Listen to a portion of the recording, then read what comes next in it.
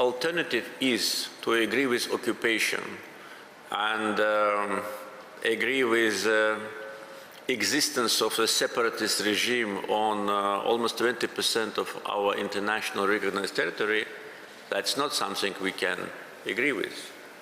We can agree that there can be no military solution in one case, if you, the Minsk Group co-chairs, the leading countries of the world, permanent members of United Nations Security Council, will force occupational forces of Armenia to withdraw from our lands. You, who yourself adopted 4 United Nations Security Council resolutions which demanded immediate and unconditional withdrawal of Armenian troops from Azerbaijani territories, you should provide implementation of these resolutions, otherwise the conflict will never be resolved. Unfortunately, all our attempts to find a peaceful solution to the conflict failed, and the reason I already explained. So the resolution of the conflict by military political means actually demonstrates that in order to achieve peace, sometimes you have to use military option. And that's what is happening now. Now we are closer to peace with Armenia than ever before. Never in the history of independence of the Southern Caucasus, the peace was not as close as today. And this is a result of Second Karabakh War.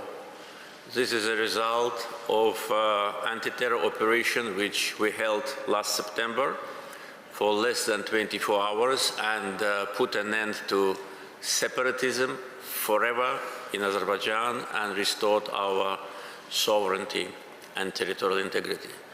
That's why when I say that what happened here in Azerbaijan during the last 3-4 years is not an issue of local character. It has a lot of already positive implications on the situation not only in the Southern Caucasus.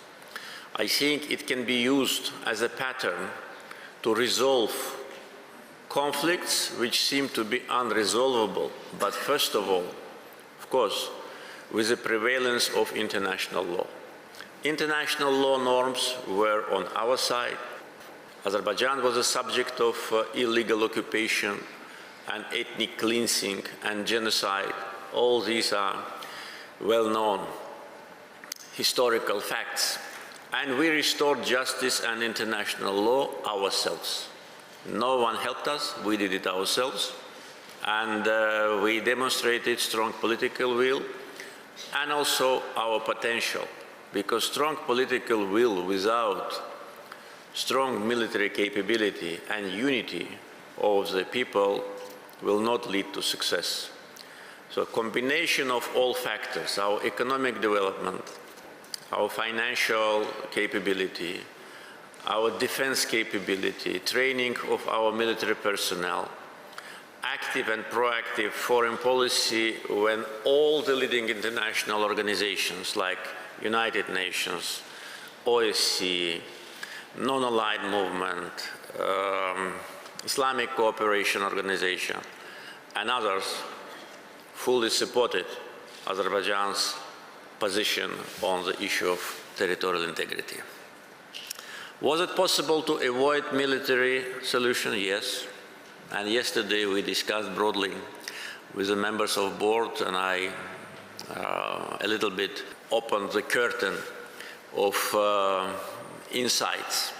There was a chance to reach an agreement in 2018 when there was a change of government in Armenia, and we got assurances from a new Armenian government that they will behave in line with international law and territories will be returned. We had those expectations, and if at that time Armenian new government would have preferred to behave as they do it now, then there would have been no need to restore our sovereignty by force. But unfortunately, in 2019, Armenian new leadership put forward absolutely unacceptable proposals like Azerbaijan have to negotiate with separatists. All what has been elaborated as a basis for peace agreement should be wiped out, and everything should start from scratch. And Armenia is not going to return 1 centimeter of occupied territories. And moreover, the famous slogan articulated by Armenian Prime Minister that Karabakh is Armenia, first, it's absolute violation of international law, and second, it was too ambitious for a country which thought that they may keep our lands forever. So we had to teach them a lesson in 2020, September, November, and we thought that this lesson is enough for them to understand that the time when they could rely on foreign forces and keep the lands of other countries under occupation has gone. Was there opportunity to achieve peace during the last 3-4 years? Yes, only if Armenia behaved constructively with respect to our proposal of draft of peace agreement and did not insist on incorporation into this peace agreement so-called Nagorno-Karabakh Republic status. First, this kind of republic do not exist. It exists only in their dreams and in their mythology.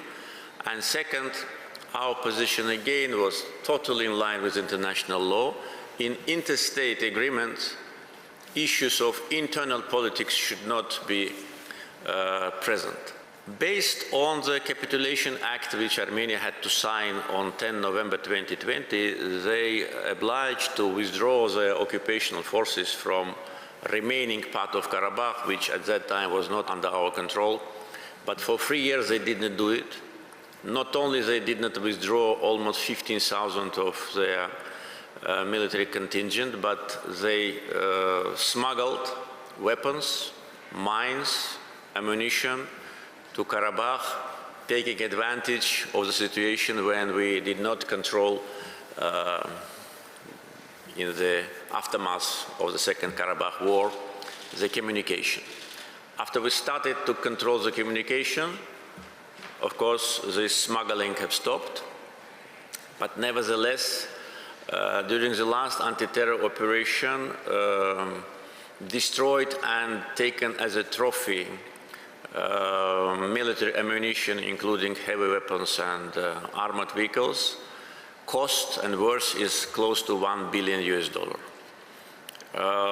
During the Second Karabakh War, military trophies and what has been eliminated during the war cost was close to $5 billion. And the question is, where did Armenia get all those money? Of course, it's clear that all the weapons they were using against us were given to them free of charge. Now, when Karabakh issue is closed, now we are very close to peace. That's what we think. And Azerbaijan is ready to continue peace process. Meetings at the level of foreign ministers of both countries now resumed, and we think that peace is reachable. That is what we want. We restored historical justice and international law, and now it's time to put an end to hostility in the region. One issue which I also want to draw your attention to is international reaction to our anti-terror operation, which was absolutely adequate in majority cases. International community in public statements, different countries and international organizations, and also in our behind the doors communication expressed full understanding with what we have done, what we had to do, and understanding that there have been two red lines which Armenia crossed prior to our anti-terror operation, in general, reaction of international community was absolutely positive. To inform you about some details, just want to say what happened in the beginning of September and why anti-terror operation happened in September, because in the beginning of September, Armenian Prime Minister sent a congratulatory letter to separatist regime in Karabakh, congratulating them with so-called independence. And that was a big surprise and bad surprise for us, because the same Prime Minister of Armenia publicly recognized Azerbaijan's territorial integrity in 2022 at the meeting in Prague, and several times reiterated that Armenia has no territorial claims to Azerbaijan. And then what was that congratulation about? That was a congratulation to separatists, and that was a violation of Azerbaijan's sovereignty, an absolutely unacceptable and contradictory gesture. And then on the 9th of September, so-called Nagorno-Karabakh Republic, which again exists only in the dreams of some people, held so-called presidential elections, and that was another red line. So this was actually the final triggers which led to anti-terror operation, which lasted several hours, and after 23 hours, separatists surrendered. There were no casualties among civilians, and as soon as separatists surrendered, we stopped operation, and that was actually the end of the story. Talking about international reaction, unfortunately, I have to mention position of one country, which is absolutely in contradiction with international community, and this is France. I regret it very much, because relations between Azerbaijan and France since beginning of 90s developed in a positive direction. There have been numerous high-level visits, a lot of business contacts. 13 cities from each country had agreement, and they were named brother cities. But reaction of French government to Second Karabakh War and anti-terror operation was absolutely inadequate.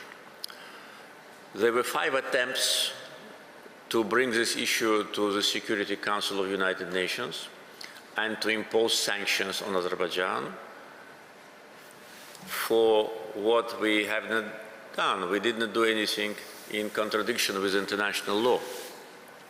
All these 5 attempts failed because other members of Security Council did not support that. After that, there were several attempts to sanction Azerbaijan in European Union, and those attempts also failed. European Union majority countries did not support that. And unfortunately, what happened after that is absolutely beyond normal understanding. There was an act of vandalism in France, in the city of Evian, which used to be a brother city to one of the cities of Azerbaijan. And the monument of the Azerbaijani poetess Natavan was vandalized. Just want to show you the monument and the red color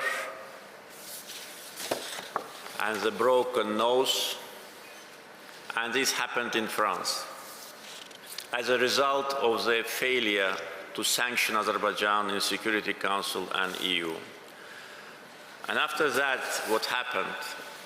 The authorities did not try even to wash out the color or to restore the monument, and what they've done, they've just wrapped it. And in this wrapped position, It stayed for more than 1 or 2 months. And all our requests to the French authorities through our embassy and other channels, and to the mayor's office of Evian to stop continuing the vandalism, because wrapping it like this and keeping it there without even attempt to clean this red color is a vandalism in itself. And there was no reaction, neither from French government nor from Evian authorities. Then we started to insist that allow us to evacuate it, because this is an insult to us, this is a humiliation. And in the country like France, which pretends to be a moral leader, in many cases, things like that are unacceptable. But it took us, again, several months to be able to evacuate it from Evian and bring it to the garden of Azerbaijani Cultural Center in Paris, where now Natavan is staying. This is just illustration of what we are facing after we restored our sovereignty. And this is illustration about double standards. France, which declared that they will send troops to Ukraine to help Ukraine to restore its territorial integrity, tries to punish Azerbaijan for our restoration of territorial integrity. Another topic which I want just to bring to your attention, and we discussed it broadly yesterday, it is a COP29. We count very much on NGIS to be active partner of Azerbaijan in preparation and during the conference. COP29 in Azerbaijan is a recognition of Azerbaijan's efforts with respect to green transition. As I said many times, including public comments, the fact that we have oil and gas is not our fault, and we should not be criticized for that. I think those who try to criticize us and those who made the adopted decision to award us with this honor to host this global event should understand that it is our intention to contribute to the issue of climate. And all what we are doing with respect to green transition already has its practical results. Last October, we inaugurated the biggest in the area of Caucasus and Central Asia solar power plant, 230 megawatts. 2 more are now in the process of construction and in preparation. Our plans until 2030 is to have a generating potential of 5,000 megawatts of renewables. And this is absolutely realistic because many contracts and MOUs have been signed. We actively work now on building the green energy cable from Caspian to Black Sea and further down to Europe. And the feasibility study of that project is almost ready. So COP29 will be for us first chance to demonstrate that the country which lives independently and do not depend on anyone can successfully develop. It is a demonstration of our right policies that Azerbaijan pursues for the last 30 years. And also, from a practical point of view, it will be a chance for us to contribute to solidarity, because 4 years of our chairmanship in non-aligned movement created a very special atmosphere in this second after UN international institution of 120 countries. With 9 members of EU, Azerbaijan signed declarations on strategic partnership.